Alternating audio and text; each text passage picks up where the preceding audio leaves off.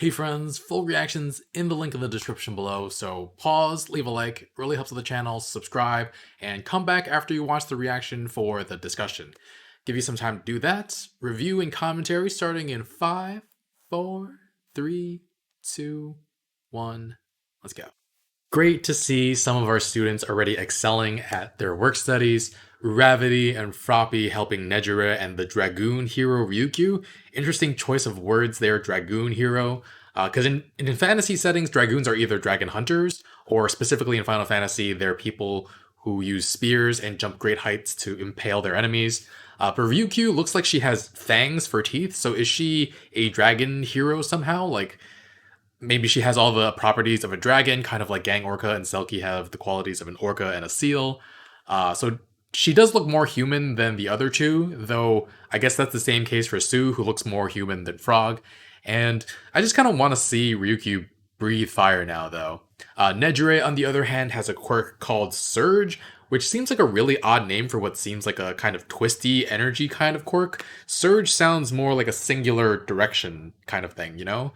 And on the surface, if you just describe her quirk, it doesn't sound all too overpowered. It's like, yeah, she sends circular energy beams. Like, it doesn't sound too powerful, right? But she's obviously able to create huge shockwaves. And there's something I haven't mentioned before that I can't believe never occurred to me, but even among people with similar quirks, the natural power factor is different between people, right? Not just like due to training, but like even with people among like for example, Inko Midoriya, Deku's mom, she can make small objects float toward her, and so I'm guessing there are definitely people out there who can make huge objects float toward them, right? And in that sense, it's mostly the same quirk, just a different magnitude and strength. And I don't just mean like practicing and training to make your quirk stronger through that those means, but just like with any biological feature, different people are going to have be more naturally gifted genetically and have different strengths. So my point is, my whole point was Nejire's quirk doesn't sound all that powerful, but the strength of it seems like it's both really strong innately, like she was born with a particularly strong twisty energy quirk, and also due to her training. So that was a big, long, roundabout way of getting to that point. But yeah, she was able to take down giant villains with her quirk. And I really like her hero costume too. So many twirly, her hair had twirls. She's got like something around her arm that twirls. It's a nice costume. And then we have Red frickin' Riot and Fat Gum and Amajiki. That was very exciting and a little terrifying with Amajiki losing his quirk. But we did find out that it is temporary. But first, they round up a group of bad guys, and I really sympathize with Amajiki. It feels like he suffers so much due to his mental state, and he just wants to go home and be left alone. How did he even wind up joining UA? What made him want to join the hero course? He did say he was friends with Mirio back when they were young, so maybe that had something to do with it, but poor guy just did not want the attention, does not want the praise that comes his way. His quirk is super cool, though. At first, I was like, oh my god, you see the tentacles coming out of him. I was like, oh my god, he's an octopus man. And then he had the clam hand, which actually still had fingers on the end of them. That was interesting. And I was like, oh, he's like a seafood man. And then I saw the chicken wings and the chicken legs. And so he can manifest the properties of anything he eats earlier in the day. That's a pretty cool quirk. And I'm wondering if the strength of the quirk depends on how much you eat of it. And I'm guessing he keeps preserved parts of different types of useful animals or plant parts on him. I'm wondering if he can like eat a chameleon tail and like turn himself into a chameleon and like become camouflaged. And I mean, chickens aren't great at flying, so I don't think if he ate I don't know if he ate a different type of bird, if he could fly. That would be pretty broken as well. There's so many possibilities there. So it's such a very flexible quirk. And I'm also curious how much fine control he has over it. Could he theoretically like sprout tentacles hands from hands that were already clams? Like tentacles coming out from the ends of the clam? And then could he make those tentacles have clams on the end of them? Like that's seems like overkill. Like why would you need that? But I'm just curious at this point. But yeah, also, I hate that this came to mind, but there has to be like the fetishization of quirks, right? But yeah, I'll just leave that thought with you guys and not further explore it. Anyway, he only used animals in the fight, but they said that he can take properties of anything he eats. Does that mean plants too? And does that mean non-organic substances. And if he ate a plant, say he leaves his plant hand out in the sun, it photosynthesizes, but does that mean he gains energy from doing it, or just the plant part of his hand? Like, these are like little tiny details that have no bearing on the story, but that I just really wonder about. And yeah, if he were to swallow non-living things, like what if he swallowed like a Nintendo Switch controller? Could he then just like control a Switch just using his body? I mean, that's not very useful, but I'm sure we could think of more useful inorganic matter that he could eat that would actually be useful, right? Um, but yeah, like, what if he were to swallow a small rock? That would eventually pass through his system, right? It's not gonna like hurt him, but could he make rock limbs?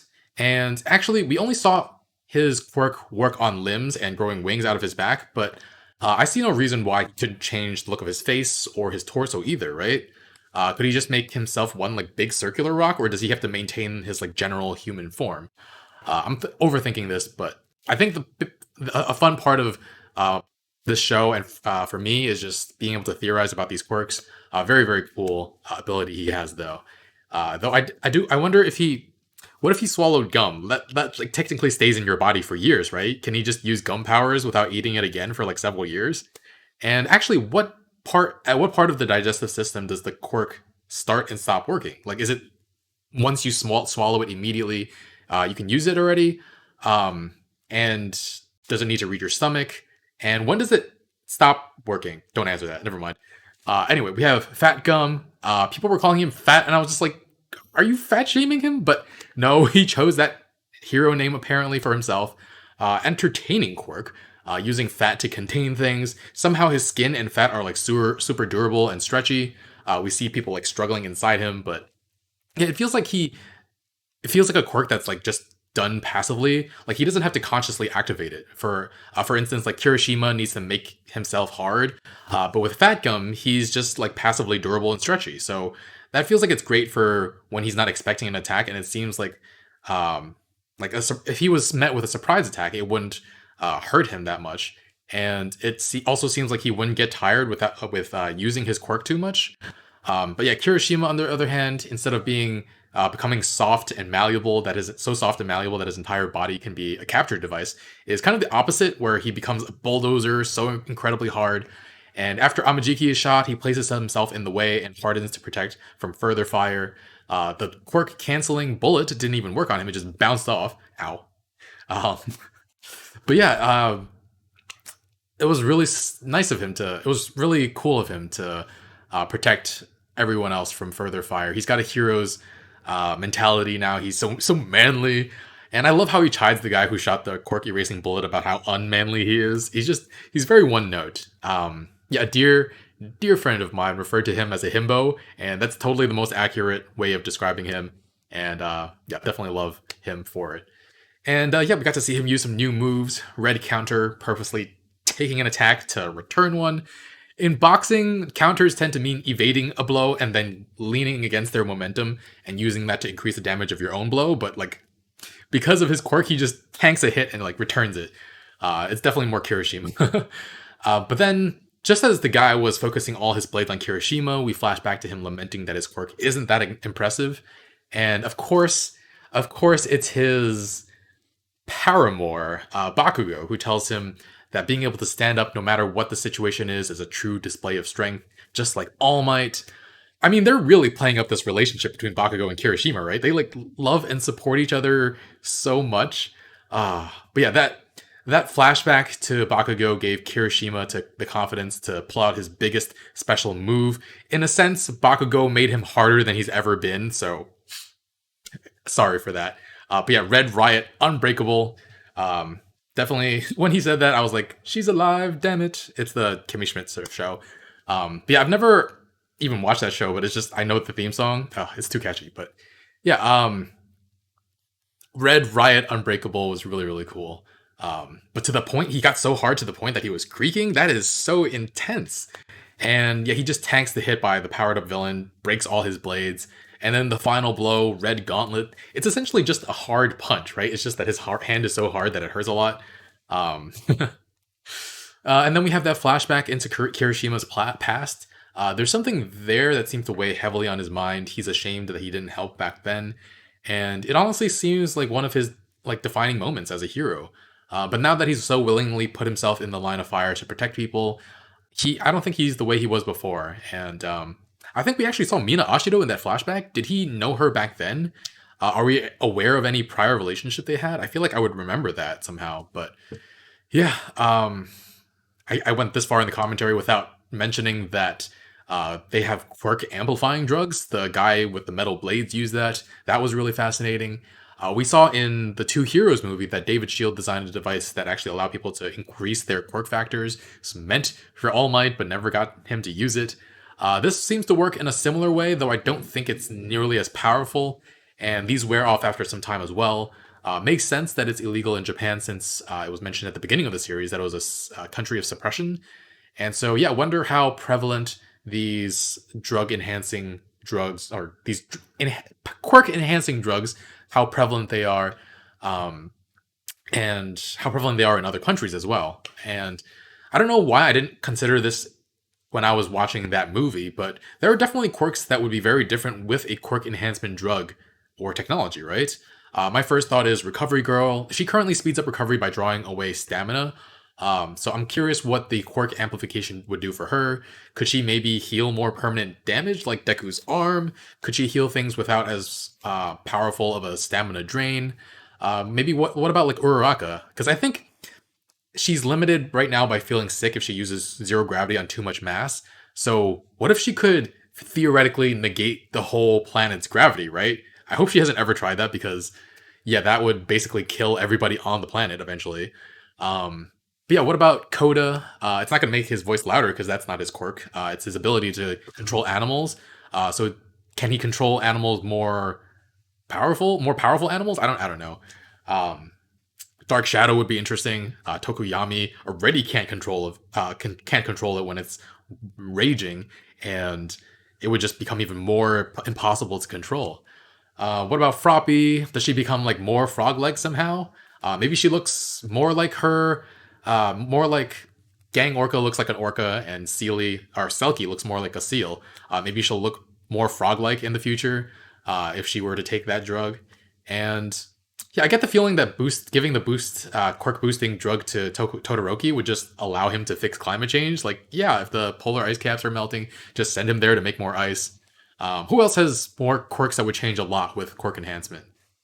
Mirio? I don't know how it could, right? Like, his quirk hasn't technically gotten stronger at all since he got it, I think. He's just been becoming better at controlling it. Maybe he pops out of the ground faster. I don't know. Aizawa, he cancels people's quirks permanently? I don't know. That's probably too much. Hakagure becomes more invisible. Mount Lady becomes even mountaineer. I don't know. Bigger. All right, I could go on forever, but let's move on. Near the end of the episode, we had Bakugo so mad hearing about everybody moving ahead in their work studies. That was amusing and so him. But yay, like Froppy, Uravity, and Red Riot getting good press.